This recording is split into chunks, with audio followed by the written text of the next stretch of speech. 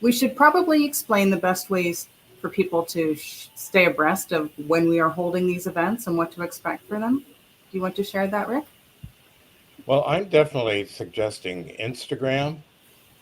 Uh, my publisher says work on Instagram and email, and if you'd like to be on my email list, my email is richard.may1313, because there are a million Richard Mays, at gmail.com.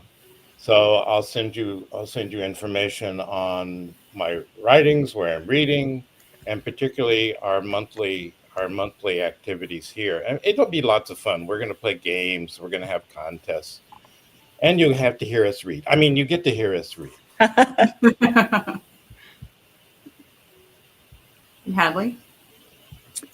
So, hello, everybody. I'm Hadley Raydeen. I am the author of the Bachelor series, which was a passion project for me to work on last year, but I was able to pull in, like you said, some hunky men once a month just to hear about their story and their journey through love. So each one will have a theme, which I'm excited to share with you each month of this year.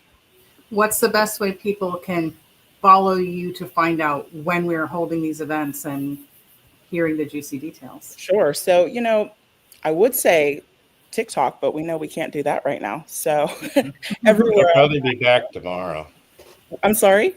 It's probably going to be back tomorrow. You know what? I think it is going to be back. I think we're just, we were just scared for a second, but everywhere else you can find me, obviously my Amazon Author Central, my newsletter sign up, my Facebook reader group. I'm everywhere else, Instagram, BookBub. You can find me all the places, and I will drop a link to my link tree so that you're able to sign up for all those things.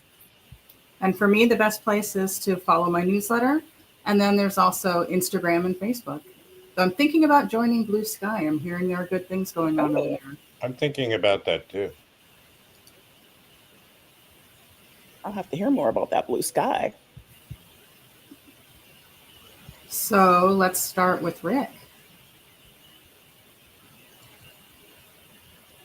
Thanks, Tonya. Hi, everyone. I'm Richard May. I'm the author of Gay All Year. Did I already say that? Well, you should say it 7 times, they say in marketing. Yes. That's my publisher is Spectrum Books, which is a great publisher. I've got 2 books with them so far. Working on a novel. My book's a collection of 12 stories, one for each month, January to December. And each of them is keyed to an event or holiday that month. It's not always a holiday. I mean, in August, I thought, what do you do in August? Well, I went to rodeos, so I wrote about rodeos. Some are unusual, like rodeos. Pi Day in March. If you don't know what Pi Day is, it's celebrating PI Day, not PIE Day. And more holidays that you'd expect, like Valentine's or Mother's Day, days like that. But they're all about how 2 gay men meet each other and begin a relationship. And they all have happy endings, because that's what I believe in. I believe happy endings are possible. Maybe not forever, but for now, and then the next day. And besides, I am a firm believer that there are way too many books already out there with unhappy endings, and I don't want to add to that total. So today I'm going to read from a happy ending story, my January story in Gay All Year, called Epiphany, and that's the holiday. In the Christian calendar, it's the celebration of when the 3 kings came to honor baby Jesus. So the story is 2 men meet in church and they take it from there. How appropriate for a Sunday, huh? One is a priest, and the other is a young man who's left the faith. So here are a few minutes from Epiphany. Sunday morning, I was up early with Boris the dog and back in the house considering coffee and the New York Times, when the kitchen clock informed me there were 37 minutes left before early Mass. If I hurried, I thought, but then I laughed at my renewed religious interest and brewed the first cup of coffee. Oh, excuse me. But when the warning bells for 11 o'clock Mass rang, I roused myself, dressed very quickly, and ran. The church was just around the corner. My friend Tony greeted me when I entered the vestibule. Hey, buddy, he said with upraised eyebrows and a surprised grin as he handed me a missile insert for the Mass. How about that beer? He asked. We made a date, and I walked into the nave, knowing my appearance that day had nothing to do with promises to my mother that I'd attend Mass again after she died. Afterward, I stood in line down the aisle and into the vestibule with the rest of the congregation. I took Father Adrian's hand when he offered it. He was undeniably fetching in his cassock. It fit well where it ought to, and where, for chastity's sake, it shouldn't.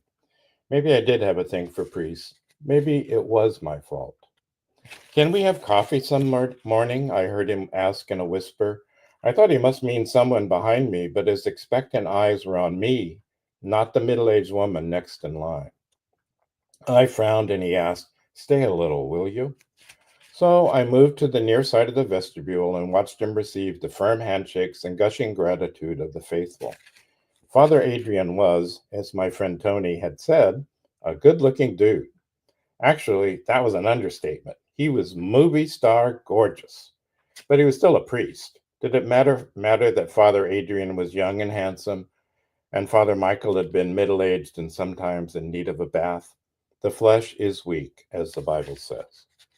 People noticed me loitering nearby, and some stopped to talk, mainly young men and women I had grown up with. Each glad to see you at Mass, or how are you, gave me a chance to escape, to walk outside with them, perhaps to rekindle friendships over brunch. But I kept my responses short. I was waiting for the priest. He appeared in front of me after the last of my former friends had left. You know a lot of people here, he said with an ironic smile on his face. Yes, well, I grew up in this parish. He nodded and said in a more studied tone, I think we need to talk some more. Can you wait while I change? The word change made me blush. I could too easily picture his body inside the black of his religious uniform. Don't you have to officiate at the next Mass? I asked nervously. No, he answered, sounding a bit like a boy let out of school early. Father James has the afternoon Masses. He was quiet a moment, staring at me, his eyes cobalt and unblinking. I'll meet you at the park, he said brusquely, and left the building. I followed him outside, intrigued by the abruptness of his departure and the opportunity to watch as he hurried down the steps at a diagonal and then manfully up Church Street. There was plenty to watch. 20 minutes later, I was in the park with 2 cups of coffee, one in my hand and one on the bench.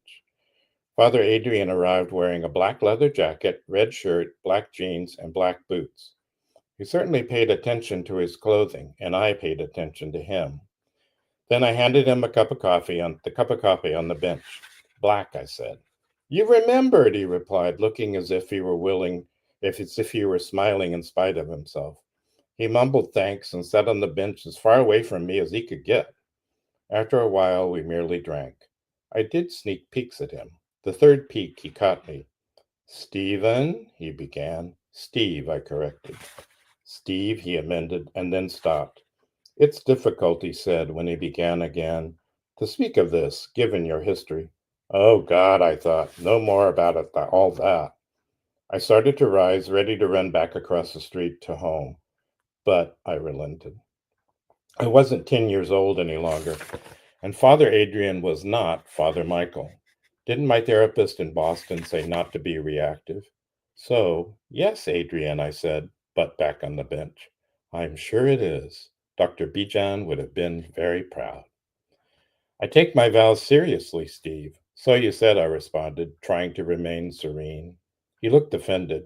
I'm sorry to repeat myself, he said far too sarcastically for a priest. But I wanted to make sure you know how strongly I feel. About my vows, I mean. It was his turn to blush, enough to silence him. But I waited. I don't have sex, he said abruptly, like a slash with a knife. He collapsed a bit into himself, looked into the distance at something I couldn't distinguish, and took a breath.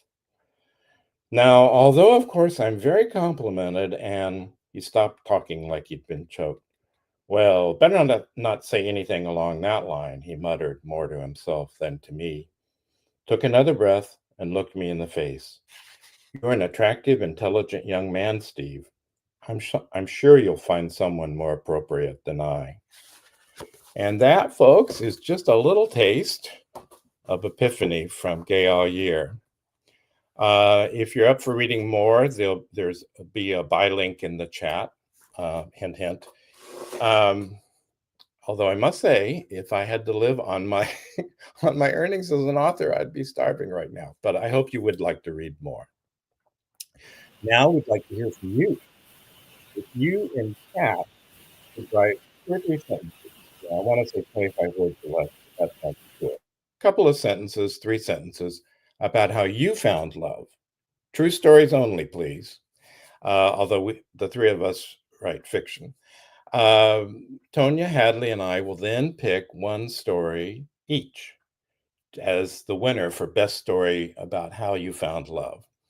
And each winner gets a prize. Now, my prize is, since I'm a big believer in eating, too much so, says my doctor, and Lunar New Year is coming up later this month. So my gift is $25 gift certificate to Panda Express, which is one of my favorite fast food places. And I don't get a percentage, so don't worry. Tanya's prize is a gift certificate to New Mexico Tea Company, just right for a cold January day or night, and more than enough for 2 of you. Hadley is giving a free ebook for Mr. January, her first novel in the Bachelor series. And there are 13 books, 1 for each month and a bonus. So in each of the books, there's drama, romance, and redemption among New York's most eligible bachelors. For instance, Mr. January is Knox Forrester, casino mogul and heir to family wealth. So thanks for listening, and on to the next reading. Thank you for that. I look forward to seeing some of the love stories that our audience puts in the chat. You can work on that the entire time we're here, because we are going to look through those during the session and then read them at the end and decide who gets our special prizes. And then I'm going to go next. I do write fiction, as Richard said, but today I am presenting 52 Love, which is actually nonfiction. This book was started, it was a blog. It started off as a blog in 2020. I was writing 1 intimacy tip per week and posting it on my blog. And my reason for doing this is I just wanted to develop a good habit of putting something out in the world regularly. I was a relatively new author. And so part of getting published is being disciplined and, writing more, getting more out in the world.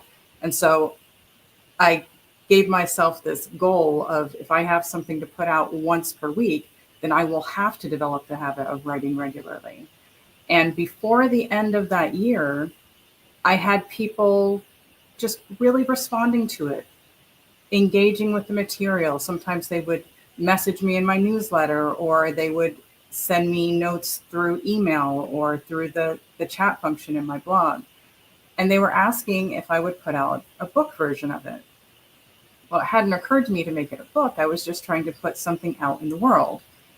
And so I talked to a literary agent friend of mine, someone I met at the Las Vegas Writers Conference, and said, I only do fiction. I have no idea how to query a nonfiction project. So if I put something together, will you look at it and just guide me and tell me what I am trying to, am I on the right track? And she looked at it and she helped me with it. And ultimately, she ended up giving me representation as well for it. That didn't turn into a book deal, but the process of working with her helped prepare me. And Four Horsemen Publications, they happily picked it up. And now I have it as a beautiful book. And so now we have a book version that has all 52 love tips in one book with little questions afterward. And I'll show you. I'm going to read a little bit from it now. This is from week 3, which is where we are right now in the season. The whole world. I'm always touched when I see an elderly couple walking hand in hand. Relationships evolve over time. No matter what stage you and your partner have reached, hold hands through this leg of your journey. It may seem like a small expression, but sometimes the smallest gestures wield the greatest power. In any type of relationship, hand-holding expresses a shared connection. With your partner, holding hands cements a link, binds you together, locks you as one. And no matter the size difference, hand-holding demonstrates that you fit together. The simple act communicates complex signals, signals that delve beneath the skin's surface, to root their message deep within your partner. Interlock fingers to express a desired attachment. Hold tight to convey solidarity. Stroke your thumb across bare skin as your promise of pleasures to come. There's a reason Shakespeare said, "Let lips do what hands do." That sensual skin-on-skin contact mirrors the press of two lips. Much like kissing, hand-holding produces oxytocin, which in turn stimulates dopamine and serotonin. Hands and fingers possess the most nerve endings in the body. Imagine the potency in each subtle skin brush sweep. Hand-holding makes a proud public statement that declares, "I'm with her, I'm with him, I'm with them." It offers a comforting voice that murmurs, "I'm with you." Above all, hand-holding shares an intimacy that whispers, "I love you." And so all of these are very short like that. They don't take that long to read. And then afterward, you have little love bites. So you can go through with your partner and ask these questions of each other and fill it out in the booklet. So the first question for hand-holding week: how did you feel the first time you and your partner held hands? Were you nervous, excited, both? When you hold hands, how long does it take for the transfer of heat to spread evenly between you? Can you follow the path? And so this is something that you can do and experiment together. How long can the two of you hold hands without talking? So just little games to play like that. And I don't know, it was just it wasn't a labor of love for this. You know, it was actually kind of interesting because 2020 was a challenging year for pretty much all of us. And I had been putting these out regularly, but then the world became very dark. And I almost quit writing this blog because it felt like, why am I doing this thing? Why am I writing this silly blog about love when the world is falling apart? And just like a whisper from God and the universe, people started messaging me. I didn't ask this question aloud. It was just something I was thinking because, you know, I was starting to feel very down. I was getting messages and emails and responses about people saying, "Thank you for putting something positive in the world." Like, all of these bad things are happening right now, and it's just nice to look forward to it. And so I'm so grateful that these people reached out to me and messaged me at a crucial time where I was making a decision about whether to continue with this project. And it's because of them that I have this book now, because I wouldn't have finished the blog if I hadn't heard that it was actually reaching people. And it's just another reminder that love does matter at any point in time. Love matters, and which is another reason why we're here to celebrate love. So next up, I would like to share what we're doing with our special triple ebook offer for today. What we're going to do is the person who engages the most with us today is going to get a special triple ebook, one book from each of us through ebook. However, we have an even bigger prize at the end of the year with the attendee, with the audience member who joins us the most and engages the most with us and just is our superstar, super fan. They're going to get paperback copies of all 3 books in December. So join us every month for an opportunity to be considered for that. And next up, we have Hadley, who's going to give us a description of her series and then today's book in particular. Yes, thank you, Tonya and Rick. Both of your readings were so good. I'm like, oh, sitting here, love. But hello, everyone. My name is Hadley Raydeen. I have been an author for some time now. I won't tell how long because that'll give away my age and just how long I've been in this game. But I do have 29 titles under my umbrella. And as well as been an editor for some odd years and have edited over 300 love stories for New York Times bestselling authors and what have you. But I decided to take my hand at trying to get my love stories out there as well. I did take some time off for a bit just because of health issues and everything. But right when I was thinking, you know what, I am going to get back into the game and get these books back out there, I experienced some great loss in my life with the death of my mother.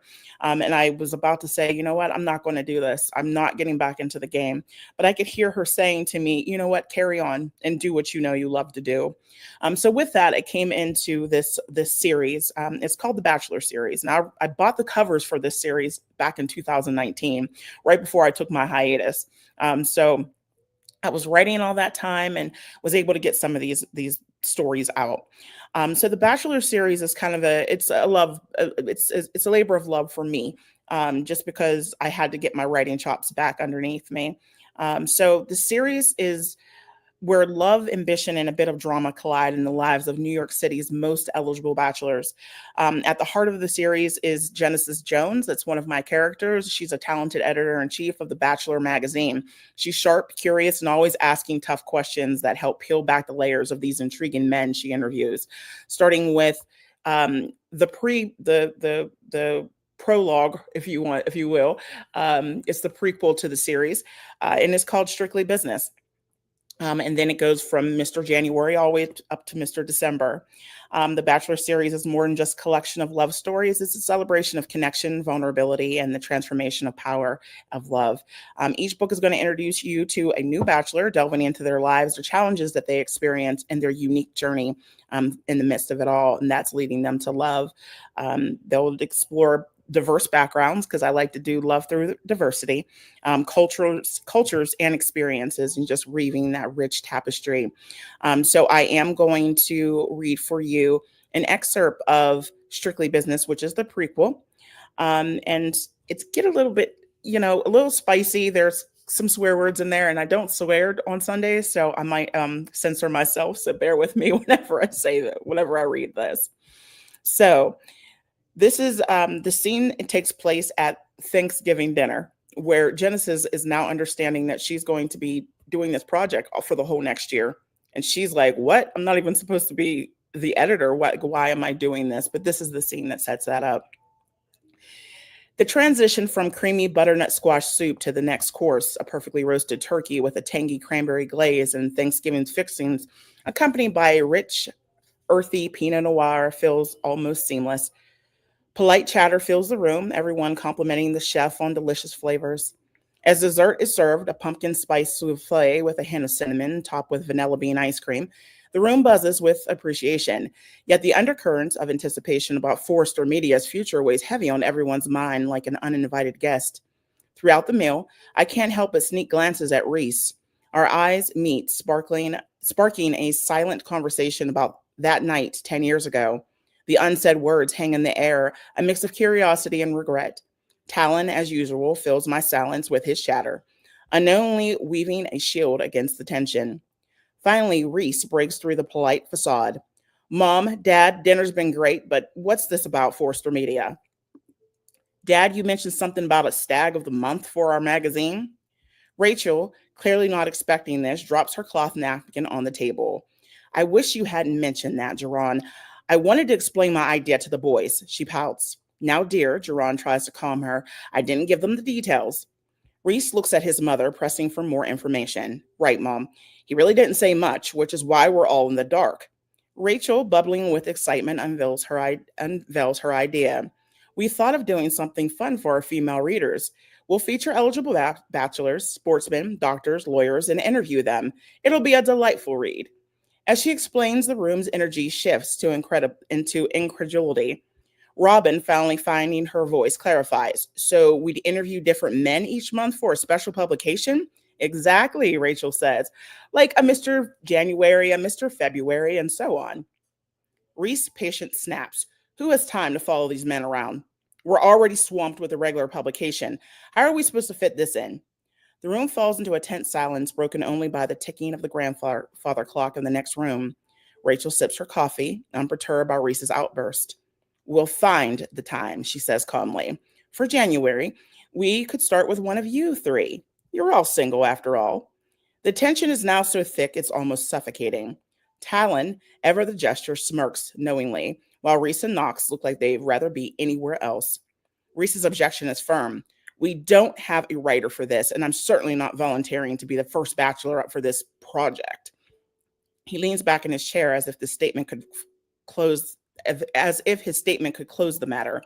But in the Forrester household, it's clear Rachel usually has the final say. Knox, you're the oldest, Rachel declares. You can go first.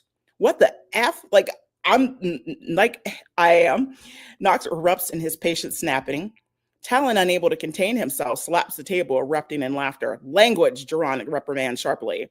Robin, looking increasingly uncomfortable, suddenly stands. I think I'm going to be sick. Excuse me. She doesn't wait for a response, swiftly leaving the room. Robin, wait, Reese calls out, rising to follow her. I'm taken aback. I thought this had something to do with Knox, but Reese's reaction suggests otherwise. As I mull over this conversation, the table heats up again. Aren't you going to stop him, Knox? Wow, Reese is Mr. Steal Your Girl. Forget one of the months, Talon teases. But Knox ignores him, and his gaze fixes on his mother. I am not being paraded around in some kind of bachelor showcase, Knox asserts, his tone broking no argument. Rachel weighs off his concern. It will be a tasteful article highlighting your successes with our resorts and casinos. You're a handsome, eligible bachelor, Knox. Why not let the ladies know it? I'm not airing my private life for the world, Mother. Besides, I would need a skilled writer to even consider this. And Reese just said we are fresh out of those. Knox counters, laying down his terms. Meanwhile, I'm just pushing around the cinnamon cream around my dessert place, lost in thought about Reese's hasty exit. Why should I care who he's after? Yet I can't shake off the twinge of something. Then Rachel drops the bombshell. I believe Genesis could be perfect for this. My head snaps up so fast I'm dizzy. I'm sorry? Help with what now? The words tumble out, unfiltered, and definitely not the professional response I should have given. Talon's laughter fills the room again as Rachel, unfazed, continues. Genesis, I would like you to join Forrester Media as a staff reporter for the new Bachelor series. You'll report to Robin, assuming she can get herself together. Her gaze drifts into the direction of Robin and Reese. You'll start with interviewing Knox for Mr. January, she adds, as if it has already been decided. So that is, the story of Genesis and her sharp and talented acting editor-in-chief and how she gets into that role and how it starts. And we'll know more about Knox and Mr. January. And I'm flowing right into the next thing that we're going to be doing for you all.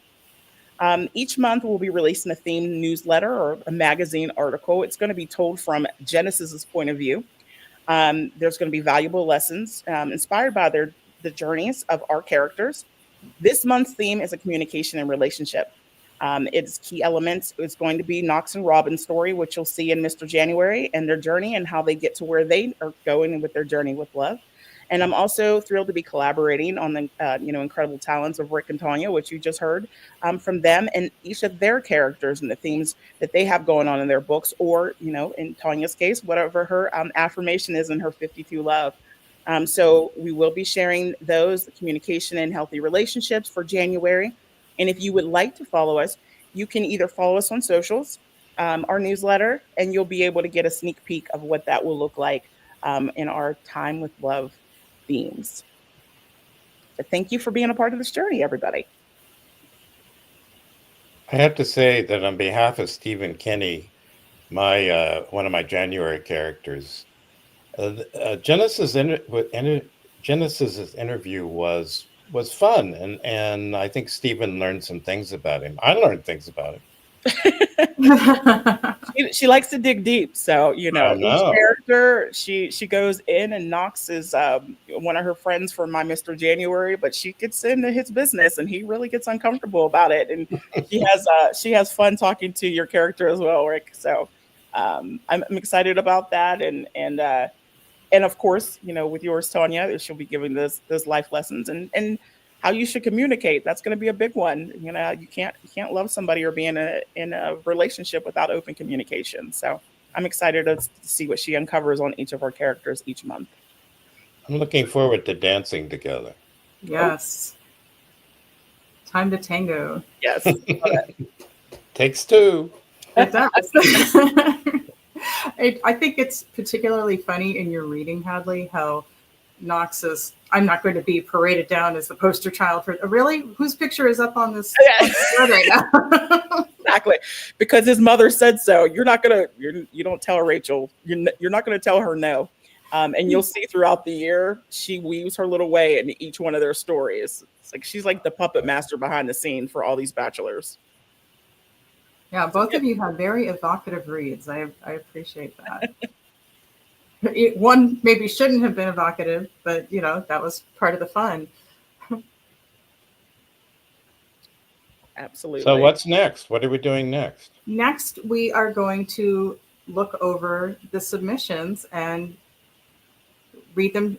We'll read the participants to screen so that everyone can find out what they are, and we will choose our winners. Yeah, but you still have a chance. So it's only 2 or 3 sentences. So get those fingers tippy typing, and tell us your love story. How did you meet your love? Ooh. Oh, do you want to read that one, Rick? Oh, I guess I should, since I know who this came from. We met on OkCupid. I gave him 4 stars because I lived 30 miles away across 2 toll bridges. He wrote and asked me why I gave him only 4 stars. I explained my reason. He said he was still interested. And since I'm the one that got the 4 stars, and this is my partner, actually, the reason I connected with him was he was so handsome. I mean, his photo was so handsome. And then OkCupid sends you updates, and they tell you how the guy rates you. And I got 4 stars. How'd that cute guy only give me 4 stars? And I was living in San Francisco at the time, and he lives across the bay. And it's kind of like when I lived in Brooklyn, and people from Manhattan would not go to Brooklyn, and we always went, but they didn't come to us. He thought that people, in his experience, men from San Francisco or from San Mateo, anywhere on the peninsula, wouldn't come across the bay to the hoi polloi like him in Vallejo. But I said that I would, and I did, and it's 11 years later, and we live in Vallejo. That's wonderful. And I don't get a percentage on OkCupid, but I highly recommend it. They make you answer all these questions. I mean, I was only on one other site that a friend recommended, and I won't mention that one, and I definitely don't recommend that one. It's basically sex dating. That's not what I wasn't after, and that's not what I'm after. I'm after love. And I found it. But OkCupid asks you all these questions, like hundreds of questions. And after 100, I thought, I'm just kind of repeating myself. So I stopped. But then people like Wayne answered hundreds of them. And I thought, I have to catch up. So it's kind of fun. You like with the interview, Genesis interview of Stephen Kinney. I found out all kinds of stuff about myself I didn't realize. So anyway, I like that love story.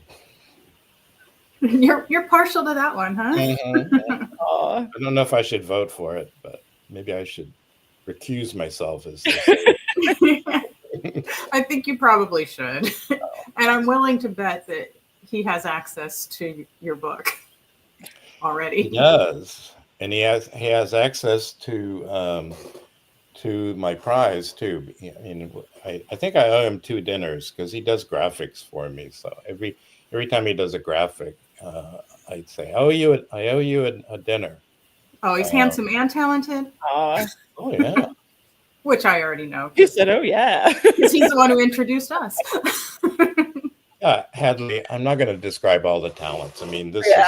is a family show. This is a PG program. I think it's PG. Oh man. Let's just say that, there might be some real life inspiration in some of your stories. And if people are interested in those dirty details, they should buy the book. Yeah, you might find somebody who's a little bit like Wayne in Gay All Year. I love it. So what's next? Hadley, would you like to read this one? Go for it. My marriage dissolved, and I thought that experience, and through that experience, I found a greater love for myself. Oh, I really like that. And I found a job in which my little students, 2-year-olds, tell me I love you every day. That's wonderful. It is wonderful. Still on the apps and open to love and love, but also happy being single too. That is wonderful. I think I know that's so important to say, not just in your, partner relationships, but to tell people that you love them. I mean, if you really do love them, and I hope you do, because we all need to hear it. We can't. It makes me feel better. Wayne and I say I love you several times a day, and it's been 11 years, so you're not boring yet, and I hope it never will be. But I think it's important to say, I always give thanks every day for the love I share with my family and friends, Absolutely. not just with Wayne. And I give thanks for the love I have for myself. Mm-hmm. So that's a great story. You have to love yourself first before you can love others. You can't pour from an empty cup. So you have to fill yourself with love first, and then you can give that love freely to other people, whether it be a significant other or friends and family. Right. Exactly. I really like that one. Mm-hmm. Can I vote for that one now? Let's hear what the others are first. Yes, let's hear the other ones. Hadley, will you read the next one? Where is it? Oh, there it is. I met my husband by being on a work panel that was grilling and evaluating his team for a qualification. I went easy on him because I found him very funny. Oh, that's funny. I love it. I love it. Grilling and evaluating his team. Now I can appreciate that because I'm in HR and I interview people for a living. So I have to grill them sometime to ask about their background. But if I found someone that looked appealing, I might go easy. I love that. I've done that too. I was being interviewed one time, and the guy was so darn handsome. I must say that's the first time I ever did a nooner. Am I allowed to say that? That's one of the tips. I highly recommend that tip. A nooner, I like it. We call them afternoon delights. Right. We're naughty nooners. Naughty nooners. I like naughty nooners. That's fun. I believe in fun. Shall I do this one? Yes, you're up. Okay. We met at a place called Mr. G's. We danced all night. That sounds good. The rest is too provocative. Whoa. Public forum. Now married 31 years. Hey. Some dance. Good for you. That is a slow dance. 31 years. Right. That must have been a good dance. Also, there's also the provocative part that she's not going to say anything about. Right. Yeah. I think we've had a few of those. Hey, it's what I write, so why not? Mm-hmm. Oh, so we have our work cut out for us. We need to each come up with a different winner.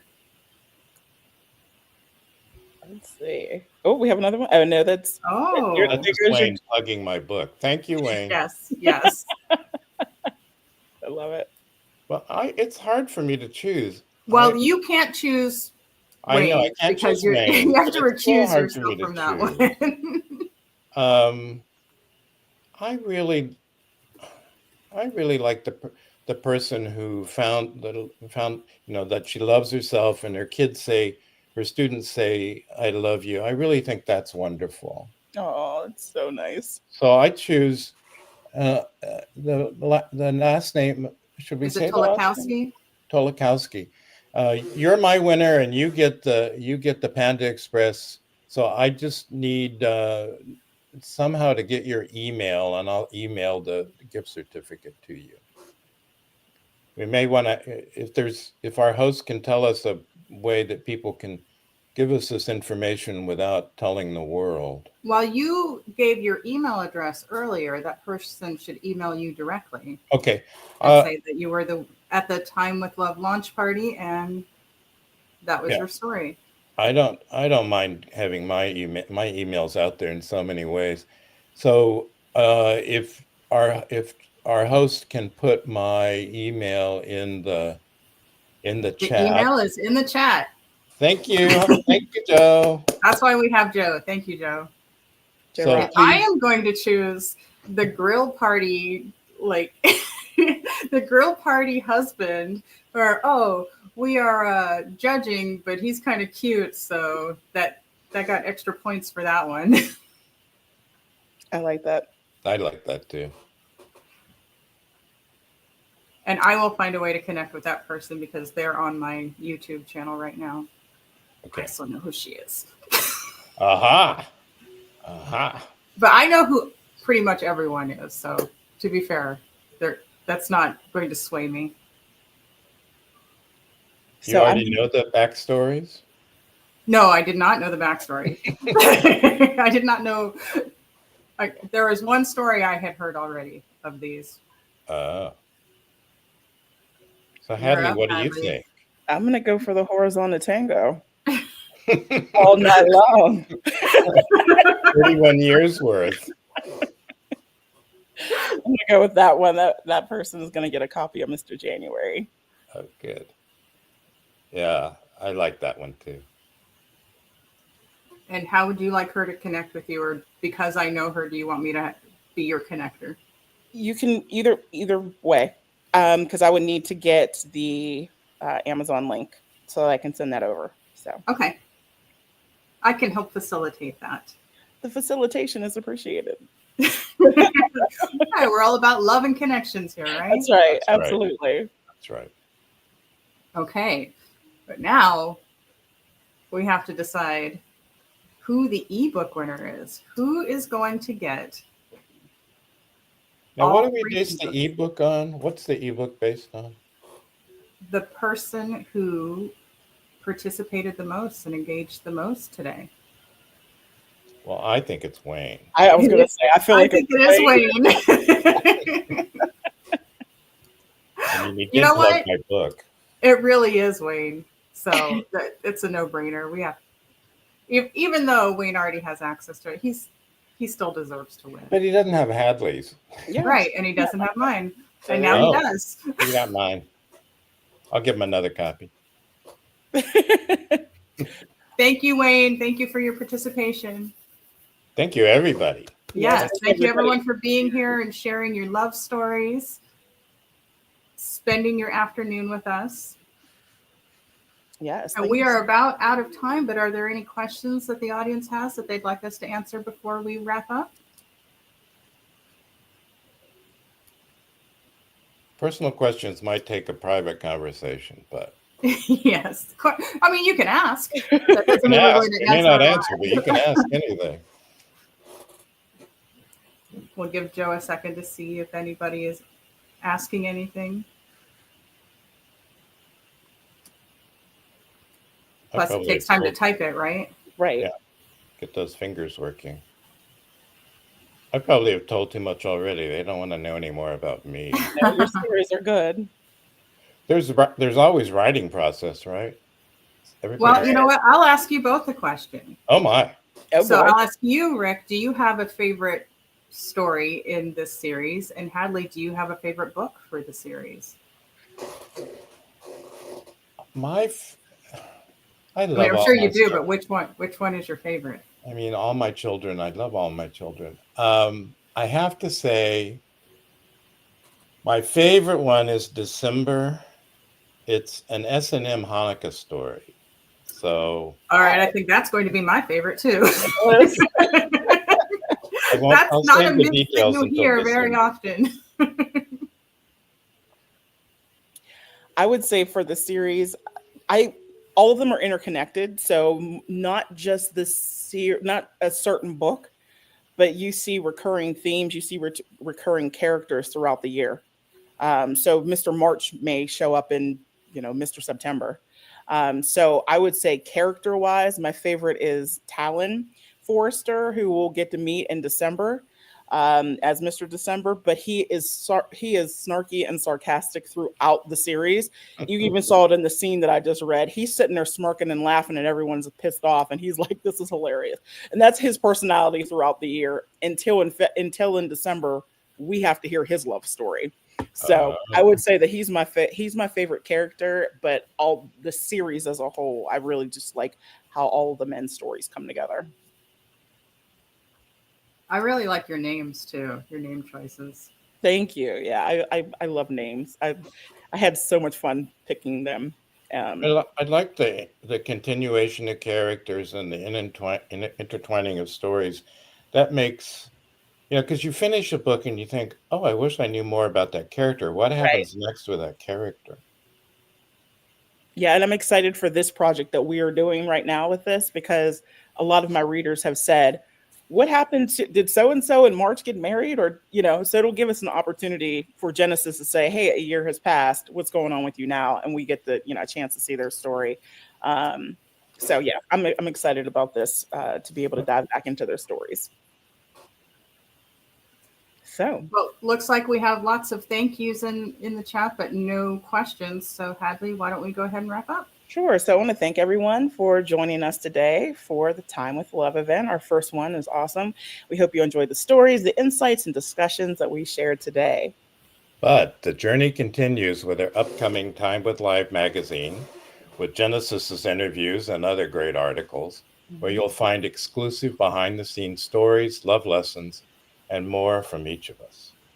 Stay connected and be the first to know about the magazine release by following us on social media and signing up for our newsletters.